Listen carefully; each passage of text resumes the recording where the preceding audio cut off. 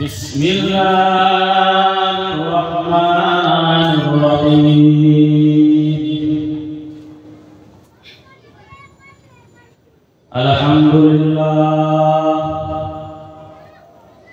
الحمد لله نحمده ونستعينه ونستغفره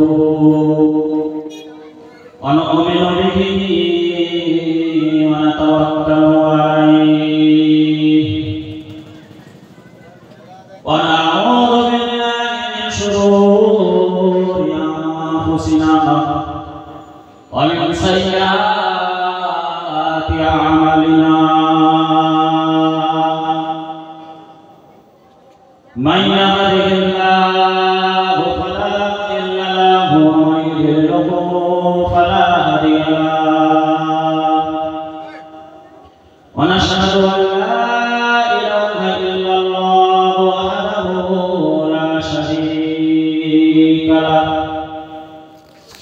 ونشهد أن سيدنا وحبيبنا ومولانا محمدا عبده ورسوله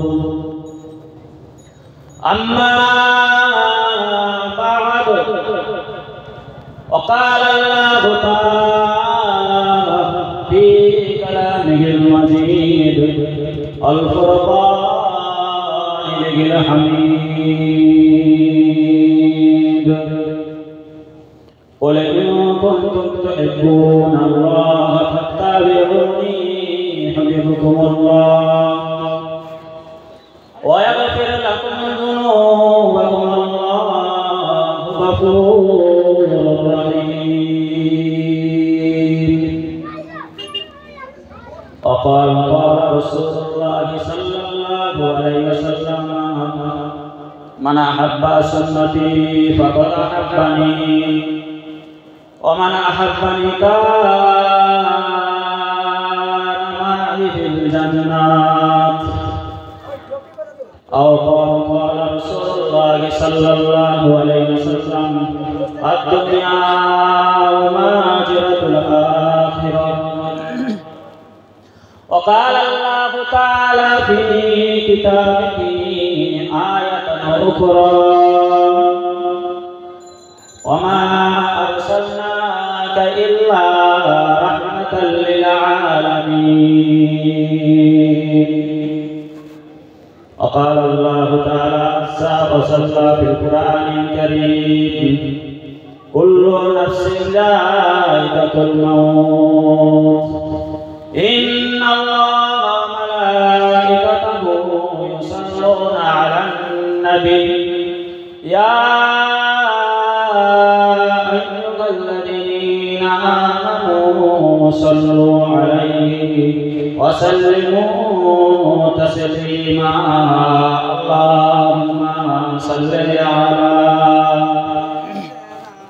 مولانا محمد وعلى آل سيدنا مولانا محمد सदाए महशर में लब्बाइक लब्बाइक जहाँ उम्मतों ने पुकारा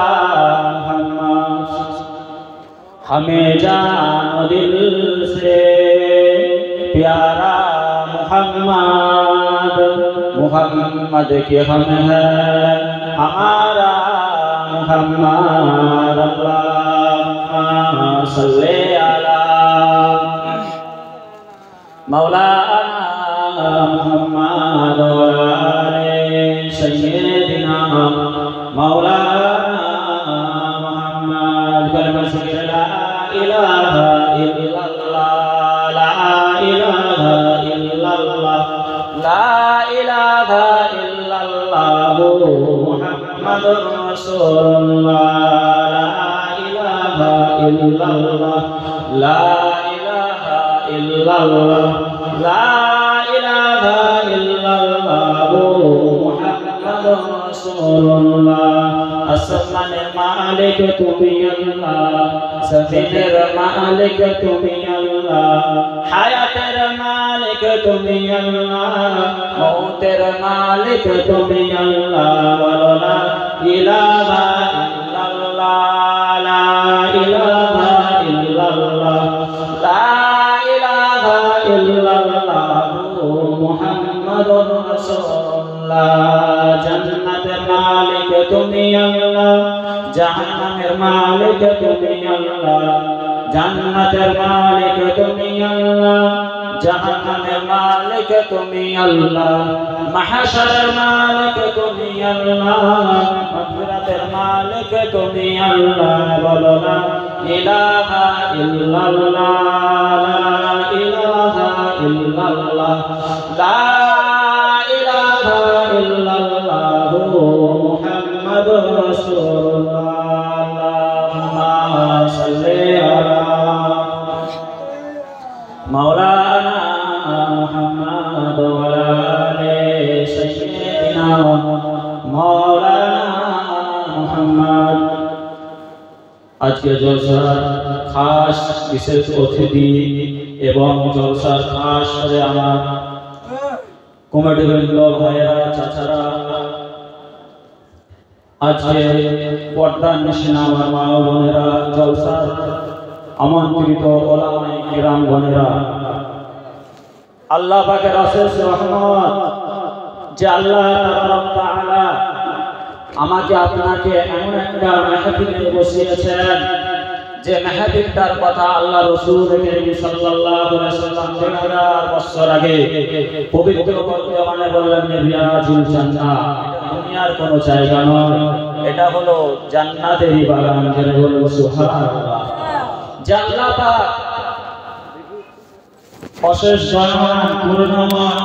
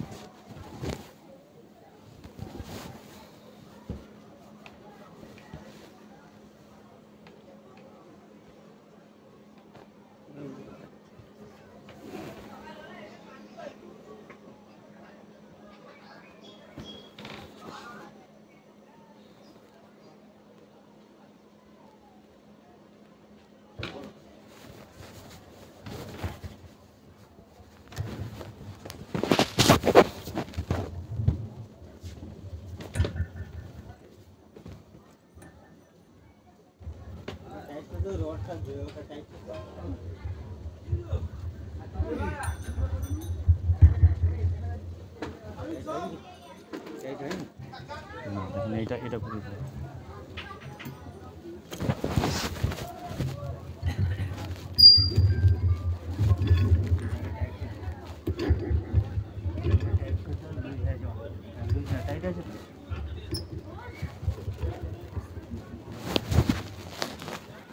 তো যে কথা বলছিলাম যে আল্লাহ পাকের অশেষ রহমত, অশেষ রহমত, অশেষ দয়া।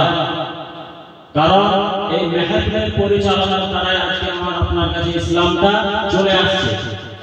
কারণ এর পূর্বে নবীরা দুনিয়ার জমিনে এসেছিল, নবী সাল্লাল্লাহু আলাইহি ওয়াসাল্লাম ওয়াজ করতেন, সাহাবারা বসে শুনতেন। সেই কাজটা আলেমরা আমার উপরে সঁপে দেওয়া হয়েছে, কারণ দুনিয়ার জমিনে আসবে না।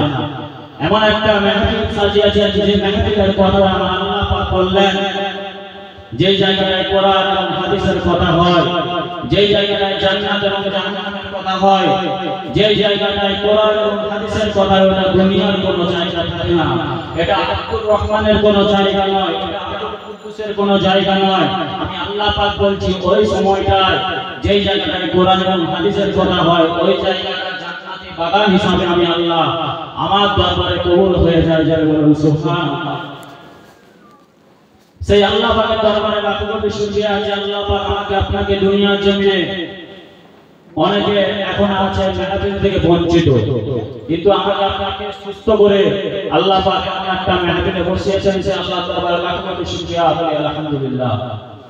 তারপরে পরে সেই নূর নবী বিশ্বনবী রাহমাতুল লিল আলামিন সাইয়্যিদুল কওমাইন ইমামুল আম্বিয়া ইমামুল হুদা জনাব পাক সাল্লাল্লাহু তাআলা আলাইহি ওয়াসাল্লামকে আমার আল্লাহ পাক দুনিয়ার জন্য যদি না পাঠাতেন তো আসমান জমিন পাহাড় পর্বত নদী নালা গাছপালা পশু পাখি মানুষজন ঘর বাড়ি চন্দ্র তারা পৃথিবীতে যা কিছু আছে ভূমণ্ডল বলেন তারামণ্ডল বলেন যা কিছু আছে আল্লাহ পাক কোনো কিছু সৃষ্টি করতেন না। যা কিছু সৃষ্টি করেছেন তিনি হাবিবের খাতিরে রাসূল কারীম সাল্লাল্লাহু আলাইহি ওয়াসাল্লামের খাতিরে, যে রাসূল কারীম সাল্লাল্লাহু আলাইহি ওয়াসাল্লাম কে আল্লাহ পাক দুনিয়ার জমিনে না সৃষ্টি করলে আমি আপনি কেউ হতাম না। সেই রাসূলের উপরে দরুদ ও সালাম যেমন ভাবে পৌঁছে যাচ্ছে তার থেকে বেশি বেশি কোটি কোটি গুণ বেশি পৌঁছে যাচ্ছে, আল্লাহুম্মা আমিন। আমার আল্লাহ পাক কুরআন কারীমের মধ্যে বললেন قل إن كنتم تحبون الله فاتبعوني يحببكم الله ويغفر لكم ذنوبكم والله غفور رحيم। এ নওজোয়ান তরুণ যুবকেরা, এ ছেলেরা বাচ্চারা, পর্দা নিশাওয়া বোনেরা, আমার আল্লাহ পাক এই আয়াত দ্বারা আমাকে আপনাকে একটা মেসেজ দিলেন। বললেন কুল মানে আদিনার হাবিবকে বলছে, হে আমার দোস্ত মদিনা ওয়ালা তুমি বলে দাও ইন কুনতুম তুহিব্বুনাল্লাহ, যারা আমি আল্লাহ আমার মহব্বত পেতে চাই, যারা আমি আল্লাহ আমার কাছে হতে চাই, যারা আমি আল্লাহ আমার মনোনীত হতে চাই, যারা আমি আল্লাহ আমার বন্ধু হতে চাই, ফাত্তাবিউনি যেন তোমার ইত্তেবা করে, ফাত্তাবিউনি যেন তোমার অনুসরণ করে, ফাত্তাবিউনি যেন তোমাকে অনুকরণ করে, ফাত্তাবিউনি যেন তোমাকে মডেল হিসাবে করে গ্রহণ করে নেয়। ইহবিবুকুমুল্লাহ, আমি আল্লাহ তাআলা কি করব তোমাকে ভালোবেসে ফেলবো, আমি আল্লাহ তোমাকে মহব্বত করে ফেলবো, আমি আল্লাহ তোমাকে বন্ধু হিসাবে কবুল করে নেব, আমি আল্লাহ আর কি করব ওয়ায়াগফিরুলাকুম যুনুবাকুম আল্লাহু গফুরুর রহিম। আমি আল্লাহ তোমার জীবনের সমস্ত জানা অজানা বড় ছোট সাগীরা কাবীরা জীবনের সমস্ত গুনাহ খাতাকে maaf করে দেব। আমার আল্লাহ পাক এই আয়াত দ্বারা আমাকে আপনাকে একটা মেসেজ দিলেন। সেই মেসেজটা হলো দুনিয়ার জমিনে আমাকে আপনাকে সেই রাসূলকে মানতে হবে, রাসূলকে মডেল হিসেবে গ্রহণ করতে হবে। দুনিয়ার জমিনে আমি আপনি আজকে কোন দিকে চলে যাচ্ছি, কি ভাবছি? ভাবছেন আমি আপনি দুনিয়ায় চিরকাল থাকবো। একজনের 60 বছর হয়ে গেল, একজনের 30 বছর হয়ে গেল, তার 25 বছর হয়ে গেল, কিন্তু এখনো দুনিয়ার জমিনে সে আল্লাহকে সিজদা দেয় না। কোথায় চলে গিয়েছে? কাকে মডেল হিসাবে গ্রহণ করছে? যে রাসূল কারীম সাল্লাল্লাহু আলাইহি সাল্লামকে মডেল হিসাবে আমাকে আপনাকে নিতে হবে। আজকে মুসলমান ঘরের ছেলেদেরকে দেখতে পাওয়া যায় মাথার চুলের স্টাইলটা এমন করেছে, সেটা তো রাসূল কারীম সাল্লাল্লাহু আলাইহি সাল্লামের মুসাফা হয় না, ইহুদি নাসারাদের মুসাফা হয়ে গেল। আজকে মুসলমান ঘরের ছেলেরা এমন ভাবে প্যান্ট পরছে যে প্যান্টের কথা বলা তো দূরের কথা, মানে পয়সা দিয়ে ছিঁড়া প্যান্ট পরছে। রাসূলকে কিন্তু আমি আপনি মডেল হিসাবে গ্রহণ এখনো করতে পারি না। আর রাসূলকে যারা মডেল হিসাবে গ্রহণ করবে না তাদের ভবিষ্যতে অনেক কষ্ট আছে, কারণ দুনিয়া কিন্তু চিরস্থায়ী নয়। দুনিয়া আমাকে আপনাকে, দুনিয়াতে একটা খেলার জায়গা, বেকার ধোঁকা, দুনিয়া একদম বেকার, কিছু দিনের দুনিয়া, দুনিয়ার জীবন একদম বেকার জীবন। আখিরাতের জীবন হলো চিরস্থায়ী জীবন, কবরের জীবন হলো চিরস্থায়ী জীবন, কবরের জিন্দেগি হলো আসল জিন্দেগি। দুনিয়ার জিন্দেগি বেকার, খেল তামাশা ছাড়া আর কিছু না।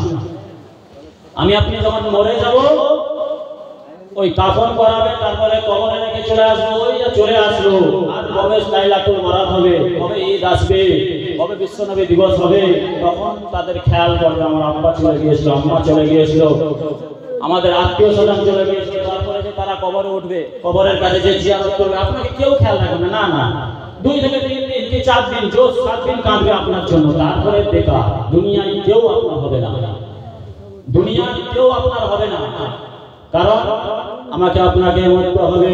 আমার আল্লাহ পাক কালামুল্লাহ শরীফের মধ্যে জানিয়ে দিলেন কুল্লু নাফসিন যায়কাতুল মাউত। ইয়া আমার বান্দা বান্দিরে, ইয়া আমার বান্দা বান্দিরে, আমি আল্লাহ আমাকে ছেড়ে তোরা কোথায় চলে যাচ্ছিস?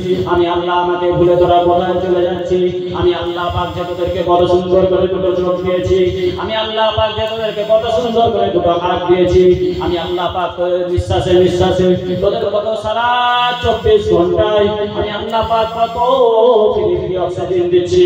আমি আল্লাহ পাক তোকে বড় মহব্বত করি।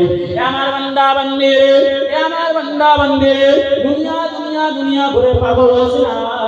আমি আল্লাহ বললাম বাল হায়াতুদ দুনিয়া, দুনিয়ার জিন্দেগি হলো ছোট জিন্দেগি, দুনিয়ার জিন্দেগি হলো ক্ষণস্থায়ী জিন্দেগি। ওয়ালা আখিরাতু খায়রু আবকা। আমার বান্দা বান্দি রে, আখিরাতের জিন্দেগি হলো আসল জিন্দেগি, কবরের জিন্দেগি হলো আসল জিন্দেগি, দুনিয়ার জীবন হলো বেকার জিন্দেগি। আমার বান্দা বান্দি রে, তোরা আল্লাহ আমার কাছে চলে আয়, তোরা আল্লাহ আমার কাছে চলে যায়। এ আল্লাহ পাকের বান্দা বান্দিরা, আমার আল্লাহ পাক কুরআনুল কারীমের উপর জায়গায় বললেন কুল্লু নাফসিন যায়কাতুল মাউত, যার জীবন আছে তাকে মৃত্যু স্বাদ গ্রহণ করতে হবে। যে দুনিয়া জমিনে জীবিত হয়ে এসেছে তাকে মৃত্যু গ্রহণ করতে হবে। আমি আপনি মরে যাব, মারা যাব, তিন মুঠো করে মাটি দিয়ে আমাকে আপনাকে কবরে রেখে চলে আসবে। আল্লাহ পাকের বান্দা বান্দিরা, এই নবী পাকের উম্মত উম্মতিরা, ও কবর যে কবরের কথা আল্লাহ রাসূল করিম সাল্লাল্লাহু আলাইহি ওয়াসাল্লাম 1000 বছর আগে বললেন। এ আমার সাহাবারা, তোমরা কি কবর কাকে বলে জানো? তোমরা কি কবরের ব্যাপারে কিছু জানতে চাও? আমার নবী পাক সাল্লাল্লাহু আলাইহি ওয়াসাল্লাম যখন সাহাবাদেরকে বলতে লেগেছে, সাহাবারা বলতে লাগলো, ইয়া রাসূলুল্লাহ আল্লাহ হুজুর, কবরের কিছু কথা বলো, কবরের কিছু কথা বলো। আল্লাহ নবী পাক সাল্লাল্লাহু আলাইহি ওয়াসাল্লাম 1000 বছর আগে বললেন, ওই কবরটা কারো জন্য গোলাপ ফুলের বাগান হবে, আবার কারো জন্য জাহান্নামের গর্ত হয়ে যাবে। কবর কারোর জন্য গোলাপ ফুলের বাগান, আবার কারোর জন্য জাহান্নামের গর্ত। আমি আপনি ভাবি সেই কবরে আমাকে আপনাকে যেতে হবে। কবর যে বড় ভয়ঙ্কর জায়গা, কবরে আপনি আপনাকে যেতে অবশ্যই হবে। কবরে আমাকে আপনাকে যেতেই হবে, কবর ছাড়বে না। না, খবরদার, কেউ ছাড় পায়নি, আমি আপনি কোথা থেকে ছাড় পাবো? আমার আপনার আব্বা এমন করে চেন চলে গিয়েছে। কত মানুষ দুনিয়ার জন্য আসলো, কত মানুষ চলে গেল, আর আপনি এখনো বোকা থাকবো। কবে চিন্তাধারা করবো, কবে আমি আপনি চালাক হবো? দুনিয়ার জন্য যার টাকা আছে সে চালাক? না না, কে বলেছে দুনিয়ার জন্য সে চালাক? চালাক তো সেই যে সময় মতো আল্লাহকে দেখে আল্লাহকে রাজি করে দেয়, মদিনা ওয়ালাকে রাজি করে দেয়। যারা আল্লাহকে খুশি করে দিয়েছে এরাই চালাক, যারা নাকি 5 ওয়াক্ত নামাজ পড়ে এরাই চালাক। আমাকে আপনাকে কবরে যেতে হবে। এ নওজোয়ান তরুণ যুবকেরা, এ ছেলেরা, বাচ্চারা, পর্দা নিশাওয়ান মা বোনেরা, কবর যে বড় ভয়ঙ্কর জায়গা, কবর যে বড় ভয়ঙ্কর জায়গা। আমি আপনি ভাবি কবরে এমন একটা জায়গা যে কবরে কোনো দরজা নাই, যে কবরে কোনো জানালা নাই, যে কবরে কোনো টালি পাথর নাই, যে কবরে কোনো টাইলস নাই, যে কবরে কোনো প্লাস্টার নাই, যে কবরে কোনো ইট নাই, যে কবরে কোনো কিছুই নাই। কবরে শুধু একটাই জিনিস আছে। আপনি যেদিকে তাকাবেন দুনিয়ার জমিনে কত রকম আলো লাইট আপনি লাইটিং করছে বাড়িতে, দুনিয়ার জমিনে আপনি প্রায় দরজা লাগাচ্ছেন, দুনিয়ার জমিনে আপনি বাড়িতে টাইলস লাগাচ্ছেন, দুনিয়ার জমিনে আপনি ঘরটা খুব সুন্দরভাবে সাজাচ্ছেন। না না না, আপনার কোটি কোটি টাকা থাকতে পারে, আপনি লাখ কোটি হতে পারেন, আপনি কি আপনার কি কবরের কথা ভয় হয় না? যেটা কোটি যে কোটিপতি সে ওই 3 টাকা ফল করে কবরে চলে যাবে, কারো মাটির কবর হবে। যে লাখপতি নয়, যে গরিব, তারও ঠিক ওই 3 টাকা ফল করে কবরে চলে যাবে। তো সেই কবরের কথা আমি আপনি চিন্তা করি। কবর যে বড় ভয়ঙ্কর জায়গা, কবর কাউকে ছাড়বে না, ছাড়বে না। কবর যে বড় ভয়ঙ্কর জায়গা। এই নজর যুবকেরা, ছেলেরা, বাচ্চারা, পর্দা নিশা মা বোনেরা, এখনো সময় আছে, পরিবর্তন হন। কবরের কথা চিন্তা করেন। কবরে আমাকে আপনাকে যেতে হবে। কবর যে বড় ভয়ঙ্কর জায়গা, কবর এমন একটা জায়গা, কবর যদি সারাদিন আমাকে আপনাকে 70 বার কবর বলতে থাকে। আল্লাহ পাকের বান্দা বান্দিরা, আল্লাহ পাকের বান্দা বান্দিরা, আমি কবর একা থাকা জায়গা। খবরদার খবরদার, তোরা কবরে বেনামাজি হয়ে আস না। আমি কবর পোকামাকড়ের জায়গা। আমার আল্লাহ পাকের বান্দা বান্দিরা, আমি কবর পোকামাকড়ের জায়গা, আমি সাপ বিচ্ছুর জায়গা, আমি কবর বড় ভয়ঙ্কর জায়গা। খবরদার তোরা চারটা না কলমা পড়ে কবরে আসিস না। কবর আরো বলতে থাকে, আমি অন্ধকার জায়গা, আমার কবরে কোনো লাইট নাই, আমার কবরে কোনো ঘর নাই। হে আল্লাহ পাকের বান্দা বান্দীরা, তোরা যদি আমি কবর আমার রূপে শান্তি পেতে যাস, তাহলে মা আমিনা আল্লাহকে ভালোবেসে আয়। আল্লাহ পাকের বান্দা বান্দীরা, আমার আপনার কি এখনো হুঁশ হলো না? আমার আপনার কি এখনো জ্ঞান হলো না? আমি আপনি কবে বুঝবো? কবে আমি আপনি চলে যাবো? কারো 60 বছর হয়ে গেল, কারো 30 বছর হয়ে গেল, কারো 25 বছর হয়ে গেল, কিন্তু এখনো আমি আপনি কি মদিনাওয়ালাকে দূরে সরে রাখবো? এখনো আমি আপনি কি মদিনাওয়ালাকে প্রেম করবো না? আমি আপনি কি এখনো নামাজ পড়বো না? আমি আপনি কি এখনো রোজা রাখবো না? আল্লাহ পাকের বান্দা বান্দীরা, কবর যে বড় ভয়ঙ্কর জায়গা, কবরে আমাকে আপনাকে যেতে হবে। কবর কিন্তু কাউকে ছাড়বে না, কবর কাউকে ছাড়বে না। কবর বড় ভয়ঙ্কর জায়গা। এই কবরের কথা বলতে বলতে একটা হাদিস শরীফ মনে পড়ে যায়। রাসূল করিম সাল্লাল্লাহু আলাইহি সাল্লামের পরিচয় টুকরি আম্মা জান ফাতেমা রাদিয়াল্লাহু তাআলা আনহাকে যখন কবরে একজন সাহাবা রাখছে, ওই সাহাবাটা কবরকে উপলক্ষ করে বলছে, এ কবর, আজকে তোর বুকে এক নবীর পরিচয় টুকরি মা ফাতেমাকে রাখা হচ্ছে। খবরদার, খবরদার, নবীর বেটির সাথে, মদিনাওয়ালার বেটির সাথে বিয়াদবি করিস না। খবরদার, যেন বিয়াদবি হয়ে যায় না। জান্নাতি রমণী এসেছে, জান্নাতের সর্দার, মেয়েদের সর্দার আম্মা জান ফাতেমা রাদিয়াল্লাহু তাআলা। খবরদার, খবর, নবীর বেটির সাথে ভালো ব্যবহার করবি। ওই টাইমে আমার আল্লাহ পাক ওই কবরের জবান খুলে দিয়েছিল। কবর একটা কথা বলেছিল, আল্লাহ পাকের বান্দা, না না না, আমি নবীর বেটিকে চিনি না, আমি কোন নবীকে চিনি না, আমি কোন রাসূলকে চিনি না, আমি কোন কাউকে চিনি না, আমি কোন পীর সাহেবকে চিনি না। আমি কবর বান্দা বান্দির একটা আমল দেখি, ওদের আমলটা যদি ভালো হয়, ওদের আমলটা যদি খারাপ হয়, ওদের ভালো আমল হলে আমি কবরের সাথে ভালো ব্যবহার করব, ওর সাথে আমি ভালোভাবে পেশ আসবো, ভালো সুলুক করব।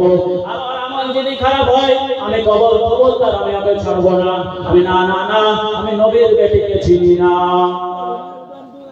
যে জায়গাটায় নবীর বেটিকে চিনল না কবর, আমার আল্লাহ পাক কবরের জবানটা খুলে দিলেন। কি কারণে? আমাকে আপনাকে আল্লাহ পাক এইটা জানাচ্ছে, যেখানে নবীর বেটি ছাড় পায় না, সেখানে আমি আপনি কি পাবো? অবশ্যই নবীর বেটি জান্নাতি, বেশক জান্নাতি। আম্মা জান ফাতেমাকে যখন কবরে রাখা হচ্ছিল, তাফসীরের মধ্যে পাওয়া যায় দুদিকের মাটি খুব ছুটে ছুটে আসছিল। তাফসীরের মধ্যে লিখেছে বড় বড় মুহাদ্দিস কিরাম, আম্মা জান ফাতেমাকে ওই মাটিগুলো আসছিল খুব তেড়ে আম্মা জান ফাতেমার সাথে মুসাফা করার জন্য, ঘোরাঘুরি করার জন্য। যেটা বলেন সুবহানাল্লাহ। কিন্তু এই আয়াত দ্বারা আমাকে আপনাকে আরেকটা মেসেজ দিচ্ছে, কবর কিন্তু আমাকে আপনাকে ছাড়বে না। আমার আপনার যদি ভালো আমল হয়, আলহামদুলিল্লাহ, ও কবর 3.5 হাত থাকবে না। ও কবর আমাকে আপনাকে 3.5 হাত কবরে রেখে আছে ঠিকই। যারা নাকি ভালো হয়, যারা নাকি ভালো আমল করে যায়, যারা নাকি নামাজ পড়ে, যারা নাকি রোজা রাখে, যারা নাকি নবীকে ভালোবাসে, তাদের কবর 3.5 হাত থাকে না। 1000 বছর আগে আল্লাহ নবী বললেন এবং আল্লাহ পাক বললেন, আমাদের কবরটা আমি আল্লাহ পাক আমার জান্নাত থেকে একটা জায়গা পুরো সুরঙ্গ করে দেওয়া হয়। যারা বলেন সুবহানাল্লাহ। সেই কবরে আমাকে আপনাকে যেতে হবে। কবরের কথা আমি আপনি চিন্তা করি। আপনি জানেন, আপনি যখন ইন্তেকাল হয়ে যাবেন, আলহামদুলিল্লাহ, আল্লাহর কাছে আমাকে আপনাকে প্রত্যেকে ফিরে যেতে হবে। দুনিয়ার জমিনে যেহেতু বেঁচে এসেছি, আবার বেঁচে যাব। দুনিয়ার জমিনে আমি আপনি আজান দিয়েছে, দুনিয়ার জমিনে ভূমিষ্ঠ হয়েছে, আজান শুনে এসেছি, আর জানাজার নামাজ পড়ে বিনা আজানে। তো মৃত্যুর মতো ছিল সত্য কিছু নাই। দুনিয়ার জমিনে মৃত্যুর মতো ছিল সত্য এমন মৃত্যু, যেটা কাফেররা, ইহুদিরা, নাসারারা, বেদিনরা, যারা গায়ের মুসলিম, তারাও কিন্তু মৃত্যু বলে জিনিস আছে এটা বিশ্বাস করে। তারা এটা সত্য, মৃত্যুকে কেউ অস্বীকার করতে পারবে না। সেই মৃত্যুতে আমি আপনি খেয়াল করি, কবরে আমাকে আপনাকে যেতে হবে। কবর যে বড় ভয়ঙ্কর জায়গা, আপনি দেখেন নেই কতজন এই 5 তলার ভিতরে পড়ে আছে। আমি আপনি এই পাকার ঘরে আছি, যদি দরজার একটা খিল খুলে যায়, বাড়ি চাবি তালা না থাকে, তাতে আপনার সারা রাত ঘুম হয় না, না জানি কে দরজাটা খুলে আমাদের উপরে অ্যাটাক করবে, না জানি আমাদের বাড়ি চুরি হয়ে যাবে। আপনার যদি এই সামান্য ফল নিয়ে এত চিন্তা হয়, আর সেই কবরে কোনো দরজা নাই, জানালা নাই, কোনো লাইটিং নাই, কোনো কিছুর ব্যবস্থা নাই, সেই কবরের কথা আমাকে আপনাকে চিন্তা করতে হবে। সেই কবরে আমাকে আপনাকে যেতে হবে, সেই কবরকে আপনি চিন্তা করে সবচেয়ে বড় কথা হলো আল্লাহ পাকের বান্দা বান্দীরা, এ নওজোয়ান তরুণ যুবকেরা, ছেলেরা, বাচ্চারা, কর্তা নিঃস্বাবার মা বোনেরা, কবর এমন একটা ভয়ঙ্কর জায়গা যে কবর কাউকে ছাড়বে না। কিন্তু এই কবর মধ্যে থেকে আমি কবর আমার কাছে আসার আগে তোরা মদিনাওয়ালার সাথে ভালো ব্যবহার করে আয়, তোরা নবীজিকে সাল্লাল্লাহু আলাইহি সাল্লামকে প্রেম করে আয়, তোরা রাসূলুল্লাহকে ভালোবেসে আয়। আল্লাহ পাকের বান্দা বান্দীরা, ওই কবরে যখন আপনি যখন মারা যাব, মরে যাব, আমাকে আপনাকে গোসলটা দিয়ে দেবে।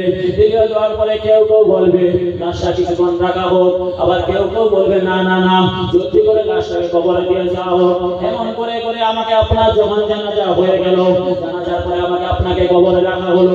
কবরে রাখার পরে ছোট্ট করে দোয়া হলো, দোয়ার পরে 3 মুঠা করে মাটি দিয়ে সবাই যখন ফিরে চলে আসছে, আল্লাহর কসম করে বলে যায়, যারা নাকি মদিনাওয়ালাকে ভালোবাসলো, যারা নাকি রাসূলুল্লাহকে নূরের হিসেবে গ্রহণ করলো, হাদিস শরীফের মধ্যে পাওয়া যায় ওই বান্দাকে কবরে রাখার সাথে সাথে, ওই বান্দাকে কবরে রাখার সাথে সাথে মদিনাওয়ালা ওই বান্দা কবরে হাজির হয়ে যায়।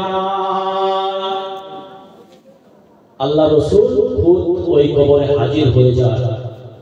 হাদিস শরীফের মধ্যে পাওয়া যায়, যে জায়গায় আপনার বিয়ে হলো না, যে জায়গায় আপনার বাপও গেল না, যে জায়গায় আপনার সন্তান গেল না, যে জায়গায় আপনার মা গেল না, কিন্তু মদিনাওয়ালাকে ভালোবাসছেন বলে মদিনাওয়ালা আপনার কবরে হাজির হয়ে গেল। এখন কথা বলেন, যার কবরে মদিনাওয়ালা হাজির হয়ে যায়, তারা ইসলামের কাছে কিছু ব্যাপার আছে নাকি? আরে খুদ রাসূলুল্লাহ যার কবরে হাজির হয়ে গেছে, জান্নাত তো আল্লাহ ঠিকই তৈরি করেছে, জাহান্নাম তো আমার আল্লাহ পাক ঠিকই তৈরি করেছে, সাত তাবক আসমান ঠিকই তৈরি করেছে, দুনিয়ার জমিন সৃষ্টি করেছে, সবই ঠিক আছে, কিন্তু আমার আল্লাহ বাদশা, কিন্তু বাদশাহের রাজত্বটা চালানোর দায়িত্ব আমার রাসূলুল্লাহকে দিয়ে দিয়েছে। যারা বলে সুবহানাল্লাহ, আমিনার লালকে দিয়ে দিয়েছে। কে জান্নাতে যাবে, কে জাহান্নামে যাবে, ওটা তো মদিনাওয়ালা ডিসাইড করবে। যারা বলে সুবহানাল্লাহ, সেই মদিনাওয়ালাকে ভালোবাসি, সেই মদিনাওয়ালাকে প্রেম করি, সেই মদিনাওয়ালা যেগুলো কথা বলেছে আমাকে আপনাকে মানতে হবে। যে মদিনাওয়ালা সম্বন্ধে আমার আল্লাহ পাক কোরআনুল কারীমের মধ্যে বলেন, মা আতাকুম রাসূল ফাখুদু ওয়া মা নাহাকুম আনহু ফান্তাহু। আমার বান্দা বান্দীরা, আমার রাসূল আমার বন্ধু যেটা বলে তোমরা সেটা গ্রহণ করো। আমার রাসূল সেটা থেকে অর্জন করতে বলেছে, যেটা নিষেধ করেছে তোমরা খবরদার করো না। এখন দেখতে পাওয়া যায় আমার রাসূল যেগুলো বলেছে সেগুলো বেশিরভাগ মানুষ করে না, আর যেটা নিষেধ করেছে সেইগুলো আপনি বেশি করছি। এখন বলেন, আল্লাহ রাসূলের কথা মতো আপনি যদি না চলি, কিন্তু আপনার কষ্ট হয়ে যাবে। কারণ আল্লাহ রাসূলের কথা মতো চলা মানে কার কথা মতো চলা? আল্লাহর কথা মতো চলা। কারণ আমার রাসূল একটাও কথা বানোয়াট বা মন গড়া কোনোদিন বলেনি। যতটুকু আমার আল্লাহ বলতে বলেছে আমার রাসূল ঠিক ততটুকু বলেছে, আর যতটুকু নিষেধ করেছে আমার রাসূল ঠিক ততটুকুই নিষেধ করেছে। বাড়াবাড়ি কিন্তু ইসলামে আমার রাসূল করে না। বাড়াবাড়ি করছি আপনি বাড়াবাড়ি করছি আপনি, কিন্তু রাসূল বাড়াবাড়ি করেন না। রাসূল যেগুলো কথা বলেছে অক্ষরে অক্ষরে পালন করতে হবে। রাসূল বললেন, আল্লাহ পাকের বান্দা বান্দীরা, এ পাকের উম্মত-উম্মতিরা, এ আমার দাদা হুজুরের ভক্ত মুরিদান করেরা, এমন একটা সামিয়ানা মাহফিলে বসেছেন। এই সামিয়ানা মাহফিলটা দুনিয়ার জমিনে জান্নাতের বাগান থেকে, আর সেই জান্নাতের বাগানে বসে কয়েকটা কথা সাথে নিয়ে যান। আল্লাহ রাসূল করিম সাল্লাল্লাহু আলাইহি সাল্লাম ১,০০০ বছর আগে পবিত্র জবানে বলে গেলেন, ও হুমা জান্নাতুকা ওয়া মা নারুকা। এ আমার উম্মত-উম্মতিরা, তোমাদের জন্য তোমাদের মাতা-পিতা হলো জান্নাত, আবার তোমাদের জন্য তোমাদের মাতা-পিতা হলো জাহান্নাম। সাহাবারা দাঁড়িয়ে যায়, আসসালাতু ওয়াসসালামু আলাইকা ইয়া রাসূলুল্লাহ, আসসালাতু ওয়াসসালামু আলাইকা ইয়া হাবিবাল্লাহ, আসসালাতু ওয়াসসালামু আলাইকা ইয়া সাইয়্যিদুল মুরসালিন, আসসালাতু ওয়াসসালামু আলাইকা ইয়া রাহমাতাল লিল আলামিন। হুজুর আমরা বুঝতে পারি না, হুজুর আমরা আমরা বুঝতে পারি না। আপনি বলছেন আমাদের আব্বা আম্মা আমাদের জন্য জান্নাত, আপনি আবার বলছেন আমার আব্বা আম্মা আমাদের জন্য জাহান্নাম। ইয়া রাসূলুল্লাহ ইন্না গরুর কি ব্যাপার, একবার জান্নাত বলছেন একবার জাহান্নাম বলছেন, আমরা বুঝতে পারি না। ওইটাই আমি আল্লাহ আব্দুল্লাহ দুলাল সাইয়্যিদুল মুরসালিন মদিনা ওয়ালা মুহাম্মদ রাসূলুল্লাহ সাল্লাল্লাহু আলাইহি ওয়াসাল্লাম বলেছিল, কোন সন্তানের প্রতি যদি, কোন ছেলের প্রতি যদি তার বাবা মা নারাজ থাকে, তার বাবা মা অখুশি থাকে, তার বাবা মা যদি বেজার থাকে, ওই ছেলেটার ঠিকানা আমি রাসূল বলছি, ওই ছেলেটা নামাজি হতে পারে, ওই ছেলেটা হাফেজ হতে পারে, ওই ছেলেটা মাওলানা হতে পারে, ওই ছেলেটা মুফতি হতে পারে, ওই ছেলেটা বড় হাফেজ সাহেব হতে পারে, ওই ছেলেটা বড় হাজী সাহেব হতে পারে, ওই ছেলেটা বড় কোটিপতি হতে পারে। আমি রাসূল বলছি যে ছেলের প্রতি তার বাবা মা অসন্তুষ্টি, সে হলো জাহান্নামী। আর আমি রাসূল বলছি যে সন্তানের প্রতি, যে ছেলের প্রতি তার বাবা মা যদি খুশি থাকে, সে হয়তো বড় নামাজি নয়, সে হয়তো বড় রোজাদার নয়, সে হয়তো বড় হাফেজ সাহেব নয়, সে হয়তো বড় মুফতি সাহেব নয়, কিন্তু সে একটা আম্মা রাসূল, কিন্তু তার আম্মাকে খুশি রেখেছে। আল্লাহ রাসূল না জান বছর আগে বললেন কাল কিয়ামতের ময়দানে আমার আল্লাহ যখন জান্নাতে যেতে বলবে, আমি রাসূল যখন আমাকে অনুমতি দিবে জান্নাতে চলে যাও, আমি আল্লাহ, আমি রাসূল করিম সাল্লাল্লাহু আলাইহি সাল্লাম আমার ওই উম্মতকে সর্বপ্রথম জান্নাতে নিয়ে যাব যে সন্তানের প্রতি তার বাবা মা রাজি ছিল। চিল্লা হবে না সুবহানাল্লাহ? তাহলে ভাবেন বাবা মার মর্যাদাটা বুঝে যায়। বাবা মা খুশি তো আমার মদিনাওয়ালা খুশি, আর মদিনাওয়ালা খুশি তো আল্লাহ খুশি। সেই বাম্মাকে ভালোবাসতে হবে, প্রেম করতে হবে, মহব্বত করতে হবে। এখন বর্তমানে হাজী সাহেবরা আলহামদুলিল্লাহ লক্ষ লক্ষ হাজী, কোটি কোটি হাজী হজ করছে, আল্লাহর কাবা জিয়ারত করছে, নবী সাল্লাল্লাহু আলাইহি সাল্লামের মাজার শরীফ জিয়ারত করছে। আর আমি কয়েকটা হাজী সাহেবকে জিজ্ঞাসা করেছিলাম, হাজী সাহেব আপনি যা পাক কাবা শরীফ, পাক মদিনা শরীফ জিয়ারত করে আসবেন, আলহামদুলিল্লাহ খুবই ভালো জিনিস, আপনি বলেন আপনার হজটা কি কবুল হয়েছে? এখন কথা বলেন, কেউ কি বলতে পারবে কবুল হয়েছে কি হয়নি? সে বলতে পারবে না, বলছে আপনারাই ভালো জানেন। কিন্তু আল্লাহ পাকের বান্দা বান্দীরা, হে নওজওয়ান তরুণ যুবকেরা, হে আমার দাদা হুজুরের ভক্ত পরিণামগণেরা, 1000 বছর আগে আল্লাহ নবী সাল্লাল্লাহু আলাইহি ওয়াসাল্লাম বলে গেলেন, ওমা জান্নাতুকা ওমা নারুকা, তোমাদের জন্য তোমাদের মাতা পিতা জান্নাত, আবার তোমাদের জন্য তোমাদের মাতা পিতা হলো জাহান্নাম। আমি রাসূল সাল্লাল্লাহু আলাইহি ওয়াসাল্লাম আরেকটা মেসেজ দিয়ে যাচ্ছি, আমার কোটি কোটি উম্মত উম্মতিরা, আমার পাক কাবা শরীফ, আল্লাহর পাক কাবা শরীফ এবং আমার রওজা শরীফ জিয়ারত করতে আসে, কিন্তু ওরা বলতে পারবে না ওদের হজ কবুল হয়েছে কি হয়নি। কিন্তু আমি রাসূল বলছি এই সন্তান তার বাবা মায়ের মুখের দিকে তাকিয়ে একবার মনে মনে বলবে, আহা এটা আমার জনম দুঃখিনী মা, আহা এটা আমার জনম দুঃখিনী পিতা। এই কথা যে একবার বলবে, সাথে সাথে আমার আল্লাহ পাক এবং রাসূল করিম সাল্লাল্লাহু আলাইহি ওয়াসাল্লাম হাদিস শরীফের মধ্যে জানিয়ে দিলেন, তার আমলনামায় একটা মকবুল হজের, একটা কবুলিয়ত হজের সওয়াব দান করে দেয়। আল্লাহ পাকের বান্দা বান্দীরা জিজ্ঞাসা করতে লাগলেন, ইয়া রাসূলুল্লাহ আল্লাহ হুজুর যদি একবার টাকায় একটা মকবুল হজের সওয়াব, আমি যদি সারা দিনে 10 বার টাকায় 10 বার কি মকবুল হজের সওয়াব পাবো, আমি সারা দিনে যদি 1000 বার টাকায় 1000 টাকা মকবুল হজের সওয়াব পাবো। ওই টাইমে মদিনাওয়ালা বলেছিল, হে আমার সাহাবারা, হে আমার সাহাবীরা, তোমরা 1000 বার কেন, জীবনে কোটি কোটি কোটি বার যত দেখবে ততবার আমার আল্লাহ মকবুল হজের সওয়াব দান করে দেবে। এরা 5, 6 লাখ, 7 লাখ, 10 লাখ, কেউ 20 লাখ, কেউ 20 লাখ, কেউ 2 লাখ, কেউ 1 লাখ টাকা খরচা করে পাক কাবা শরীফ, পাক মদিনা শরীফ জিয়ারত করতে যাচ্ছে, কিন্তু বলতে পারছে না হজ হচ্ছে কি হয়নি। কিন্তু আমি আপনি মনে মনে জাস্ট বলবো, মনে মনে, আবার প্রকাশ্যে নয়, একবার বাপ মায়ের চেহারা মোবারক দেখবো আর মনে মনে বলবো এটা আমার আব্বা, এটা আমার আম্মা, একটু দয়া আছে, এটা আমার জনম দুঃখিনী আব্বা, এটা আমার জনম দুঃখিনী মা।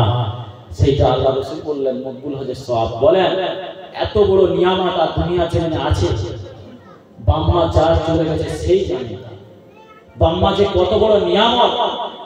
বাম্মা হয়তো বুড়া হয়ে যেতে পারে, আমি আপনি বলি না বড় গাছটা বুড়ো হয়ে গেছে, বয়স হয়ে গেছে, কিন্তু তার ছায়া আমি আপনি পাই, গাছটা কেটে হলো না, ছায়ায় বসতে পায়। সেরকম বাম্মা হয়তো বড় হয়ে গেছে, টাকা পয়সা বেশি দিতে পারে না, হয়তো সন্তানের প্রতি আর খেয়াল রাখতে পারে না। ভাববেন না বাপ মা বেকার হয়ে গেছে, বরবাদ হয়ে গেছে, না না, আপনার বাপ মা বেঁচে আছে বলে আমি বলছি, আমি আপনি বেঁচে আছি এবং আপনার বাপ মা বেঁচে আছে বলে দুটো ভাত পাচ্ছি। কারণ আমার আপনার যে কার্যকলাপ, খোদার কসম করে বলছি, বর্তমান যুবকদের যে কার্যকলাপ এদের সঙ্গে আর ইহুদিদের সঙ্গে ছাড়া করলে দেখতে পাওয়া যাবে ইহুদিদের থেকেও হয়ে গেছে। বাস্তব কথা বলছি। এখন সেই বাপ মা বেঁচে আছে, দোয়া করছে, আল্লাহ আমার সন্তানটা হয়তো একটু বিয়াদবি করে ফেলছে, আল্লাহ আপনি আমার সন্তানকে মাফ করে দাও।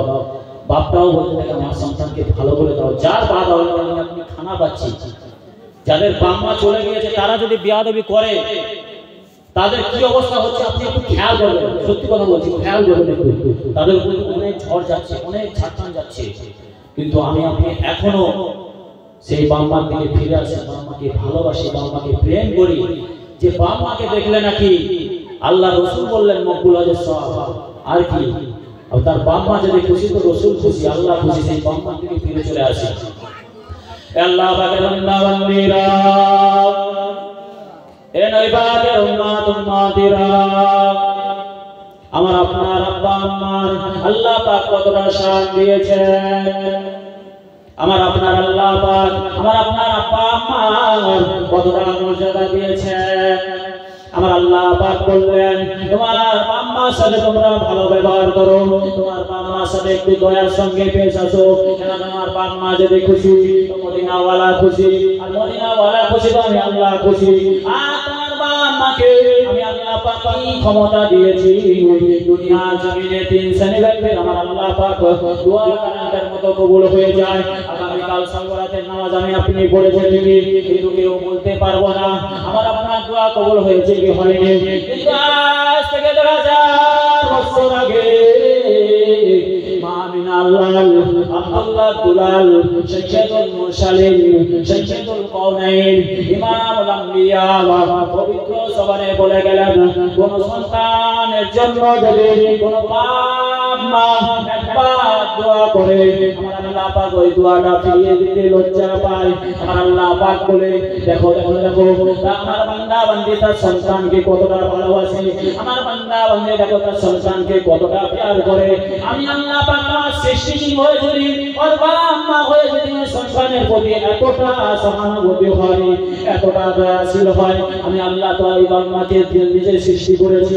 আমি আল্লাহ যে মালিক, ওরা হলো আমার সৃষ্টিজীব, আমি আল্লাহ সৃষ্টিকর্তা। আমার বান্দা বান্দির জন্য যদি এতটা রকম হয়, এতটা দয়া হয়, আমি আল্লাহ পাক বলছি কোন বাপ মা যদি সন্তানের জন্য দোয়া চায় আমি আল্লাহ এই দোয়াটা কারেন্টের মতো সঙ্গে সঙ্গে সাথে সাথে কবুল করে নিই। বাপ মা দোয়া করলে সঙ্গে সঙ্গে কবুল। এই হাদিস কেউ করতে পারবে না, সহিহ হাদিস। আর একজনের দোয়া কবুল হয় মুসাফির, যারা মুসাফির দূর থেকে আসে 48 কিলোমিটার, আমি আপনি যখন সফর করব কোনো ভালো কাজের জন্য বা কোনো কাজের জন্য যাচ্ছি, তখন আমি আপনি মুসাফির হয়ে যাই। ওই টাইমে নাকি আল্লাহর কাছে যে দোয়া চায় আমার আল্লাহ কবুল করে।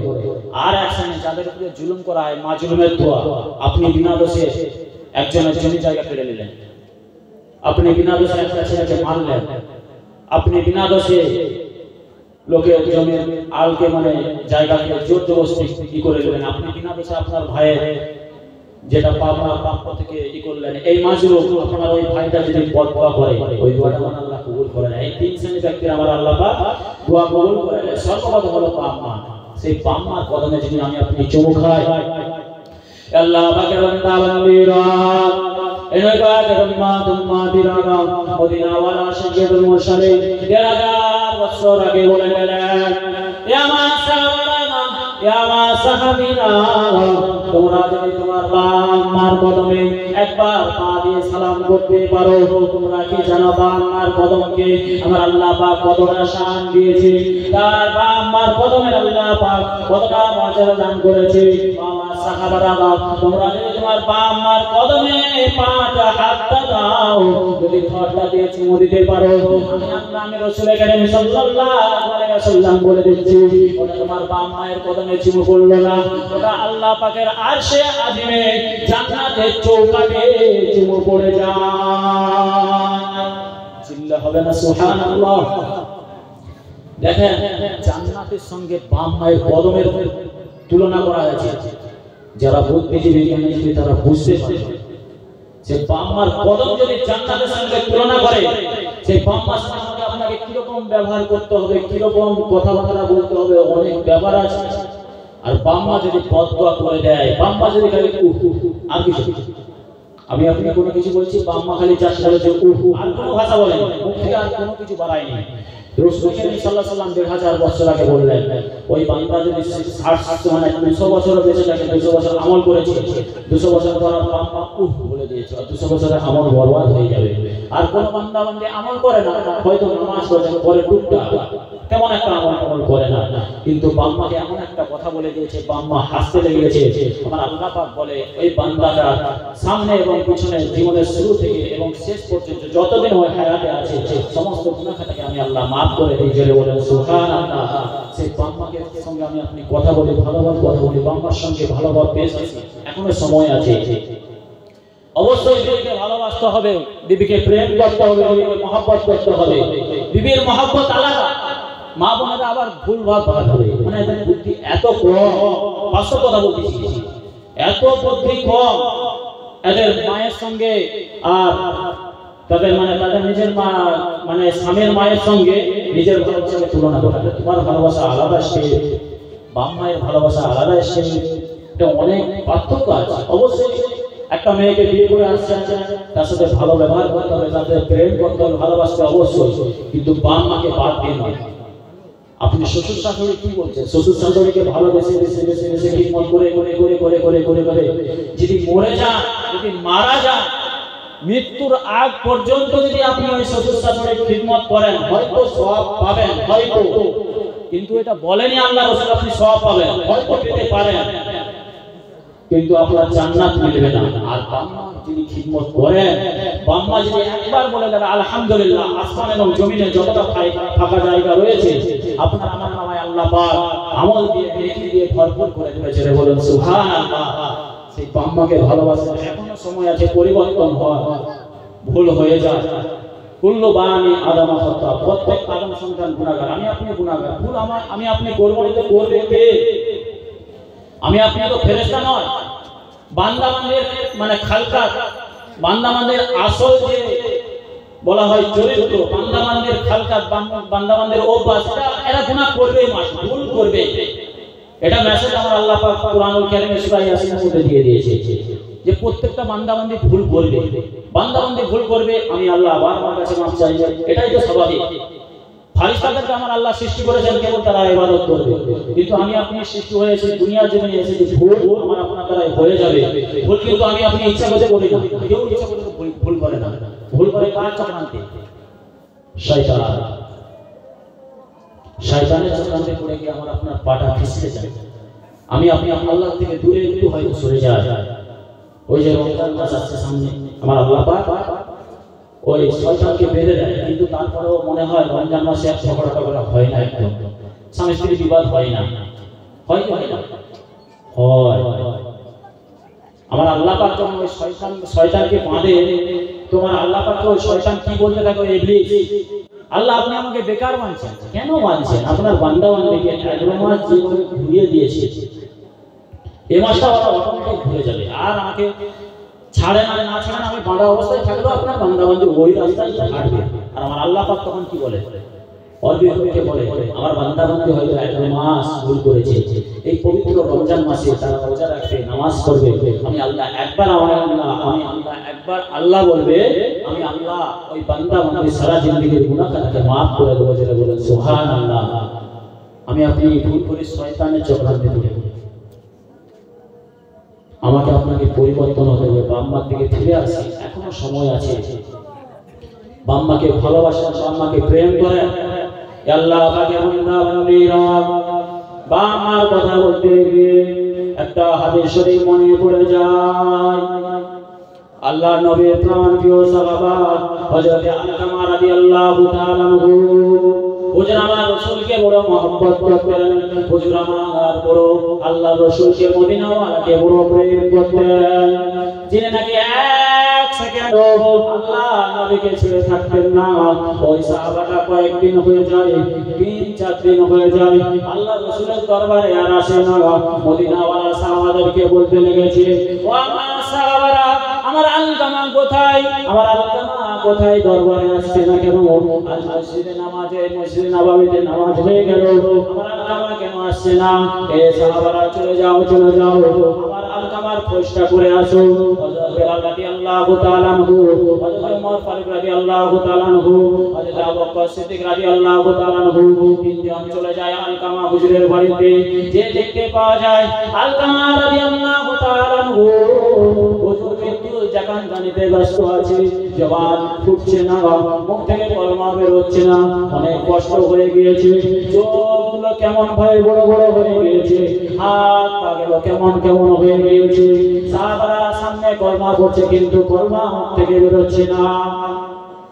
এ আল্লাহ পাকের বান্দা বান্দীরা, হাদিসটা খেয়াল করে শুনেন। এমন সময় আবু বকর হুজুর, ওমর ফারুক রাদিয়াল্লাহু তাআলা আনহু, হযরত বেলাল রাদিয়াল্লাহু তাআলা আনহু মদিনাওয়ালার কাছে চলে এসেছেন। রাসূল করিম সাল্লাল্লাহু আলাইহি ওয়াসাল্লামের কাছে চলে এসেছেন। ইয়া রাসূলুল্লাহ ওয়াল্লাহ হুজুর, ইয়া রাসূলুল্লাহ ওয়াল্লাহ হুজুর, আপনার আলকামা মৃত্যু শয্যায় সজ্জিত, আপনার আলকামার মৃত্যুর চাকানদানি চলছে। ইয়া রাসূলুল্লাহ ওয়াল্লাহ হুজুর, কিন্তু আলকামার এত কষ্ট হচ্ছে, আমরা তার সামনে কলমা পড়ি, লা ইলাহা ইল্লাল্লাহ মুহাম্মাদুর রাসূলুল্লাহ সাল্লাল্লাহু আলাইহি ওয়াসাল্লাম, আশহাদু আল্লা ইলাহা ইল্লাল্লাহ ওয়াহদাহু লা শারীকা লাহু ওয়া আশহাদু আন্না মুহাম্মাদান আবদুহু ওয়া রাসূলুহু, কিন্তু আপনারা আলকামা পড়তে পারছে না। ইয়া রাসূলুল্লাহ ওয়াল্লাহ হুজুর, আমাদের থেকে বড় ভক্ত ভয় হচ্ছে। ইয়া রাসূলুল্লাহ ওয়াল্লাহ হুজুর, আপনি একটু চলেন আপনার আলকামার কাছে, আলকামার কষ্ট আমরা সহ্য করতে পারছি না। রাসূল করিম সাল্লাল্লাহু আলাইহি ওয়াসাল্লাম বললেন, আমার আলকামার কি মা আব্বা বেঁচে আছে, আমার আলকামার কি পিতা মাতা কি বেঁচে আছে? আল্লাহ রাসূল করিম সাল্লাল্লাহু আলাইহি ওয়াসাল্লামকে সাহাবারা বললেন, ইয়া রাসূলুল্লাহ ওয়াল্লাহ হুজুর, আমার আম্মা তো দুনিয়া জেনে বেঁচে নাই, কিন্তু আমার ওনার জনম দুঃখের মা আছে। এ নওজোয়ান তরুণ লোকেরা, ও বাম্মার কথা বলছি, বাম্মা যে আমার আপনার জন্য বড় নিয়ামত, বাম্মা যে বড় আমার আপনার সব থেকে বড় জান্নাত, বাম্মা সব থেকে যে আমার আপনার জন্য বড় ইবাদত, বাম্মা যে বড় বড় আমার আপনার জন্য মুসাহাদ, বাম্মা বড় আমার আপনার জন্য যে বড় নেকি করার হাসিল করার একটা মাধ্যম।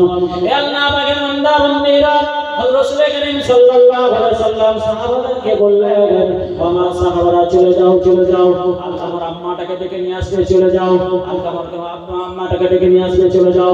এমন সময় আলকামা রাদিয়াল্লাহু তাআলা হুজুরের আম্মাকে ডেকে নিয়ে আসা হলো। হুজুরের আম্মাকে আল্লাহ রাসূল জিজ্ঞাসা করছে, আল্লাহ রাসূল জিজ্ঞাসা করছে, আম্মা, ও আমার আম্মা, তোমার আলকামা কি তোমার কাছে কোনো ভুল করেছিল? তোমার আলকামা কি তোমার কাছে কোনো দোষ করেছিল? তোমার আলকামা কি তোমার সাথে কোনো বিয়াদবি করেছিল? ওই টাইমে আম্মা জান বলেছিল, আমার আলকামা একটা ছোট্ট ভুল করেছিল। আলকামা একটা টাইমে তার স্ত্রীর জন্য আমাকে একটু কষ্ট দিয়ে ফেলেছিল, আল্লাহ পরক্ষণে কিন্তু আমার কাছে মাফ চেয়ে নিয়েছে, কিন্তু আমি মাফ করি না, না না না, আমি মাফ করব না। আল্লাহ রাসূল করিম সাল্লাল্লাহু আলাইহি ওয়াসাল্লাম বলছে, মা তোমার সন্তান তুমি 10 মাস 10 দিন গর্ভে ধারণ করেছো, তুমি না মাফ করলে কে মাফ করবে? তুমি মাফ করনি বলে জবান থেকে কলমা মানে বের হচ্ছে না, জবান থেকে কলমা বের হচ্ছে না। এমন সময় আল্লাহ রাসূল বললেন, আলকামার জন্য কিছু কাঠ নিয়ে আসো। এমন সময় কাঠ নিয়ে আসা হলো। আম্মা জান বলতে লেগেছে, ইয়া রাসূলুল্লাহ ওয়াল্লাহ হুজুর, এই কাঠ কি হবে? তার আম্মা জানের সামনে বলছে, আল্লাহ রাসূল বলছে, আলকামাকে আমি পুড়িয়ে দেব। এখন বলেন, বাম্মার সামনে যদি কোনো সন্তানকে বলে পুড়িয়ে দেবো, বাম্মা থাকতে পারবে? যত খারাপ হলেও, যত কষ্ট দিল, বাম্মার সামনে সন্তানকে যদি কেউ কষ্ট দেয়, বাম্মার বুকটা ফেটে যাবে। আল্লাহ পাকের বান্দা বান্দীরা, এনে পাকের উম্মত উম্মতিরা, আমার দাদা হুজুরের ভক্ত মুরিদান করেরা, আব্বা মা শানটা বুঝলেন, আব্বা মাকে মহব্বত করেন। আজ থেকে একটা সময় নিয়ে নেবেন, বাড়ি থেকে বেরোবো, আম্মাকে সালাম করে বেরোবো, বাড়িতে আসবো, আম্মাকে সালাম করবো, আম্মার জন্য খাবার নিয়ে যাবো। আপনি অবশ্যই হুজুরের জন্য খাবার নিয়ে যান। মাঝে মাঝে মাঝে মাঝে আম্মাকে হাদিয়া দেবেন, মাঝে মাঝে মাঝে মাঝে আম্মাকে শাড়ি কিনে দেবেন, মাঝে মাঝে মাঝে বাপকে দোকানে বড় বড় হোটেলে খাওয়াবেন। এতে করে কি করলে কি হবে, আমার আপনার আব্বা আম্মা খুশি হয়ে যাবে, আর আব্বা আম্মা খুশি হয়ে গেলে আমার রাসূল খুশি হয়ে যাবে, আর রাসূল খুশি হয়ে গেলে মদিনাওয়ালা খুশি হয়ে গেলে আমার আল্লাহ খুশি হয়ে যাবে। ওই টাইমে আম্মা জান বলেছিল, ইয়া রাসূলুল্লাহ আল্লাহ হুজুর, আপনি আমার সামনে আমার সন্তানকে জ্বালিয়ে দেবেন, পুড়িয়ে দেবেন, না না না, আজকে আমি আম্মা আমার সন্তানকে মাফ করে দিই। হাদিসের মধ্যে পাওয়া যায়, খোদার কসম করে বলে যায়, সহিহ হাদিসের মধ্যে পাওয়া যায়, ওই টাইমে যে আলকামার ঠোঁটটা লড়ছিল না, যে আলকামার চোখ দুটো বেরিয়ে গিয়েছিল, যে আলকামার পা হাত লড়ছিল না, সেই আলকামা সাথে সাথে আল্লাহ পাক যেন জীবিত বান্দার মতো করে দিল, সুস্থ বান্দার মতো করে দিল। সাথে সাথে ওই বান্দাটার মুখ থেকে জহর থেকে আওয়াজ হলো, আশহাদু আল্লা ইলাহা ইল্লাল্লাহু ওয়াহদাহু লা শারীকা লাহু ওয়া আশহাদু আন্না মুহাম্মাদান আবদুহু ওয়া রাসূলুহু। আশহাদু আল্লা ইলাহা ইল্লাল্লাহ, আমি সাক্ষ্য দিচ্ছি যে আল্লাহ ছাড়া কোনো মাবুদ নেই, ওয়াহদাহু লা শারীকা লাহু, তিনি একক, তিনার কোনো শরীক নাই, ওয়া আশহাদু আন্না মুহাম্মাদান আবদুহু ওয়া রাসূলুহু, আমি আরো সাক্ষ্য দিচ্ছি যে হযরত মুহাম্মদ সাল্লাল্লাহু আলাইহি ওয়াসাল্লাম আল্লাহ পাকের রাসূল। চিল্লা হবে না সুবহানাল্লাহ? আরেকটু জোরে হবে না সুবহানাল্লাহ? নারে তাকবীর, নারে তাকবীর। সিলসিলায়ে হক মুজাদ্দিদে জামান, আমার দাদা পীরের হক সিলসিলা, মহান ইসালে সব, বিশ্ব নবী দিবস, কুরআন সুন্নাহ, নারে তাকবীর। আমার আপনার আব্বা জান আম্মা জান সম্মানীয় বুজুর্গ বলুন সুবহানাল্লাহ। আমার আপনার আব্বা আম্মা পৃথিবীর জন্য সন্তানের জন্য জান্নাত দিতে বলুন সুবহানাল্লাহ। আমার আপনার আব্বা আম্মা আমার আপনার জন্য জান্নাত হাসিল করার মাধ্যম জোরে বলুন সুবহানাল্লাহ। সেই আম্মাকে ভালোবাসতে হবে, প্রেম করতে হবে। যে মায়ের সম্বন্ধে দেখেন আল্লাহ রাসূলকে ভালোবাসতো, তার জবান থেকে যদি না কলমা নসিব হয়, এটা ভাববার বিষয় আছে। আলকামা তো আল্লাহ রাসূলকে জান প্রাণ দিয়ে ভালোবাসতো। এক সেকেন্ড আল্লাহ রাসূলকে না দেখতে পেলে আর কেমন হতো। আল্লাহ রাসূলের সামনে বারবার চলে আসতো আলকামা। হুজুর বলছি, আলকামা তুমি যাও, তুমি বাচ্চাকে দেখবে, তোমার আম্মাকে দেখবে, বারে বারে খালি তুমি চলে আসো, আমার মুখের দিকে খেল খেল করে তাকিয়ে থাকো। তো আলকামা হুজুর বলছে, ইয়া রাসূলুল্লাহ আপনাকে পুরো মহব্বত করে ভালোবাসি, আমি বাড়িতে গেলে ভালো লাগে না, আমার বিয়ে বাচ্চা ভালো লাগে না, আমার বাড়ির কাউকে ভালো লাগে না। ইয়া রাসূলুল্লাহ হুজুর বারে বারে আপনার চেহারা দেখলে আমার মনটা ভরে যায়। জোরে বলুন সুবহানাল্লাহ। দিনার জবান থেকে কলমা নসিব হচ্ছে না, কি কারণে? বাম্মার সাথে একটা ছোট্ট বিয়াদবি হয়ে যাওয়ার কারণে কলমা নসিব হচ্ছে না। যে আল্লাহ রাসূলকে এতটা ভালোবাসতো, যে নবী জীবনে এক ওয়াক্ত নামাজ কাজা করেনি, যে নবী জীবনে একটাও মিথ্যা কথা বলেনি, যে নবী কখনো আল্লাহ পাকের